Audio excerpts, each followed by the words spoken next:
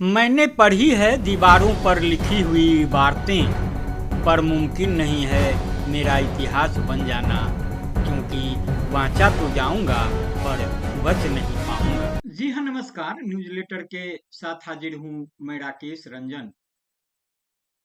भारत में परजीवियों का एक विशाल समूह है जो बोलता है कि सब कुछ माया है, लेकिन व्यवहार में यह समूह सारी जिंदगी इसी माया के पीछे पागल रहता है।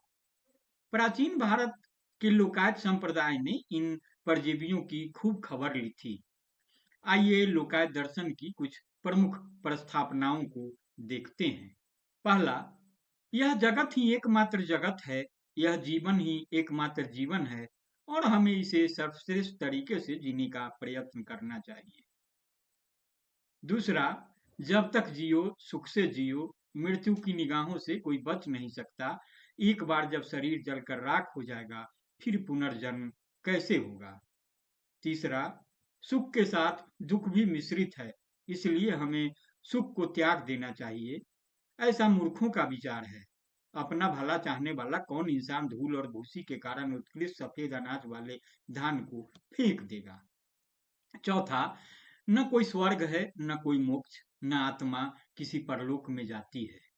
पांचवा, वर्णाश्रम धर्म के पालन से भी कोई फल प्राप्त नहीं होता। छठा, मोर को रंग किसने दिए हैं या कोयल से गीत कौन गवाता है, इसका प्रकृति के सिवा और कोई कारण नहीं है। सात, अग्निहोत्री यज्ञ, तीनों वेद, त्रिदंड धारण और शरीर में भस्म लगाना, ये सभी बुद्धि और पौरुषहीन लोगों की आजीविका के साधन मात्र हैं। 8, अगर श्राद्ध में अर्पित भोजन से स्वर्ग में बैठे लोग संतुष्ट हो जाते हैं, तो क्यों नहीं छत पर बैठे लोगों को नीचे ही भोजन दे दिया जाता।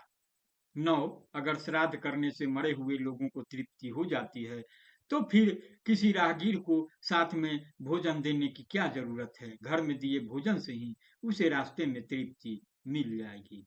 10, अगर कोई अपने शरीर को छोड़कर परलोक चला जाता है, तो अपने दोस्तों और अन्य लोगों के प्रेम में बंधकर वह दोबारा वापस क्यों नहीं लौट आता।